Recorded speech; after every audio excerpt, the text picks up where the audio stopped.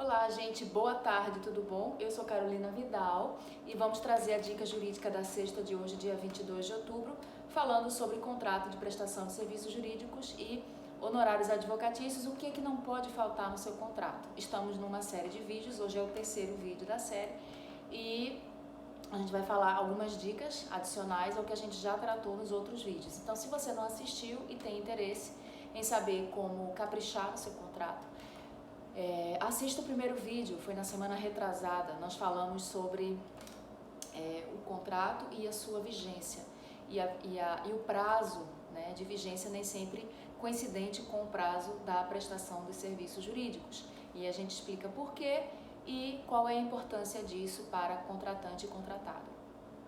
No segundo vídeo, que foi na semana passada, a gente falou sobre a primeira cláusula do contrato, onde 99% das vezes os advogados, as advogadas colocam que a cláusula primeira é a cláusula do objeto contratual. E aí a gente traz uma dica falando por que nós não usamos do objeto contratual na primeira cláusula, e sim outra cláusula, que a cláusula primeira ela vai tratar sobre aspectos preliminares ao contrato, importantes para a manutenção do que foi ali acordado entre todos de livre e espontânea vontade, e a importância dessa sintetização da cláusula primeira com as considerações preliminares para fins de que haja uma continuidade do comportamento, da boa-fé, da transparência, da confiança de ambos os lados, contratante e contratado ou contratada.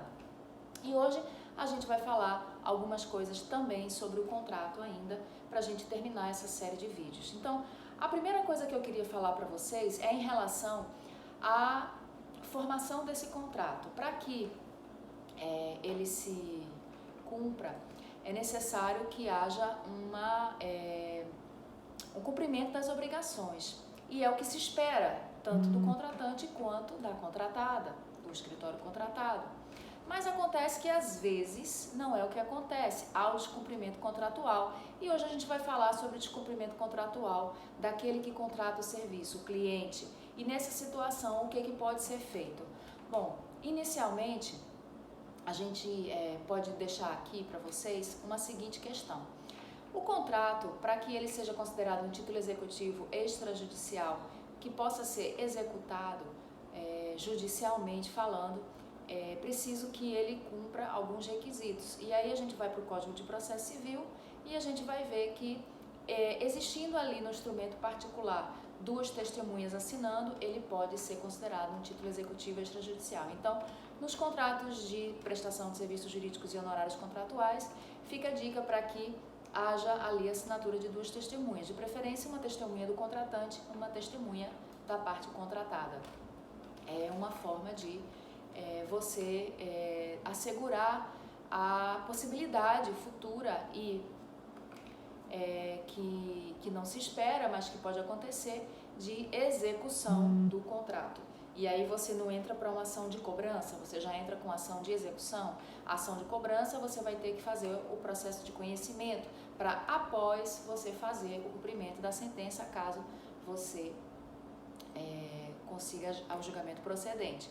Já se você fizer o instrumento particular de contrato de prestação de serviço jurídico com assinatura de duas testemunhas, ele é apto a ser feita a cobrança judicial através do mecanismo da execução de título extrajudicial. E aí você já parte de uma determinada etapa mais avançada do que você mover uma ação de cobrança, que é toda uma fase de conhecimento para depois entrar com a parte de execução. Então, essa é uma dica importante. Existem colegas que não usam as testemunhas, eles falam o seguinte: olha, o Estatuto da Advocacia, num artigo, ele diz, eu não me lembro agora o artigo de cabeça, ele diz que basta o contrato assinado pelas partes. E aí, com base nisso, não coloca as testemunhas. Eu, excesso de zelo, coloco a assinatura das testemunhas, de preferência uma do contratante e a outra da parte contratada. Outra coisa importante é em relação aos meios de contato: telefone, endereço, e-mail, WhatsApp. Todos esses dados são extremamente importantes, tanto para o advogado quanto para o cliente. O cliente precisa dos dados atualizados do advogado, obviamente, assim como o advogado também precisa dos dados atualizados do cliente. Então, é importante que tenha uma cláusula deixando bem claro que os meios de contato são aqueles fornecidos lá na qualificação do contrato das partes e que, caso haja alteração, que essa mudança ela seja comunicada à outra parte imediatamente, ou no prazo X, no prazo de 5 dias, no prazo de 24 horas, 72 horas, né, para evitar aí algum tipo de preclusão, se for um contrato de prestação de serviços na área contenciosa, para evitar algum tipo de risco em relação, se for um contrato em que haja ali uma decisão a ser tomada depois de um parecer. Então é importante que esses dados eles sejam atualizados e é importante a leitura do contrato com o cliente explicando o porquê dessa cláusula, né? E também um terceiro aspecto é importante que haja atualização, porque se você tiver que executar o contrato, ali já tem a informação atualizada, que é o endereço, telefones, meios de contato. Se você quiser prever no seu contrato pagamento através de transferência, de Pix, até de cartão de crédito pode, tem no Código de Ética, é possível e ser feito dessa forma. Agora, você pode protestar o contrato? Existe uma divergência em relação a isso, uma decisão aqui e acolá, numa seccional, dizendo que pode, mas a verdade é que não pode. Mas você pode, por exemplo, protestar. Se for emitida uma nota promissória, né, você pode protestar a nota promissória, mas você não pode protestar o contrato, tá certo? Agora você pode torná-lo um título executivo extrajudicial para que você possa fazer a execução desse título ao invés de entrar com uma ação de cobrança. E aí é importante o vídeo anterior onde a gente falou das considerações preliminares, porque lá nas considerações preliminares vai ficar claro para o julgador que houve ali uma conversa antes, que houve reunião, que foram discutidas cláusulas, que as partes tiveram acesso, e isso facilita com que não haja muito questionamento nessa ação de dizer que o advogado prestou, não prestou serviço, que o advogado fez uma cláusula assim ou assado, porque lá você já, nas considerações preliminares da cláusula primeira, você já fez uma síntese do que vocês combinaram para que aquele contrato fosse, enfim, assinado, para que houvesse ali a prestação do serviço jurídico e a solução apresentada para a resolução do problema do cliente, ok? E, por fim, mais uma dicasinha em relação à assinatura do contrato, principalmente em contratos que têm várias partes, como são, por exemplo, os contratos de prestação de serviços jurídicos em inventários, arrolamentos, é importante saber que, às vezes, o cliente não vai estar numa situação de poder assinar o contrato. E você vai ficar sem assinatura? Não.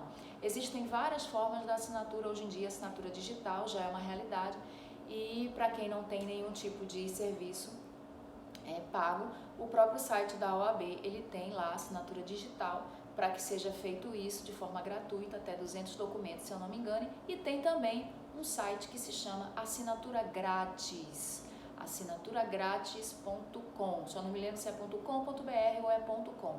E esse site ele é extremamente fácil, rápido e é possível pegar a assinatura de todas as partes se estiverem em locais diferentes, não puderem se fazer presente, morarem em estados, cidades diferentes e com a legalidade que se espera de uma assinatura digital, né? Reconhecido, né, como legal esse procedimento da assinatura digital. Então, essas são as dicas de hoje, eu espero que vocês tenham gostado. Até a próxima Dica Jurídica da Sexta, na semana que vem. Fiquem com Deus, um excelente final de semana e até a próxima. Tchau!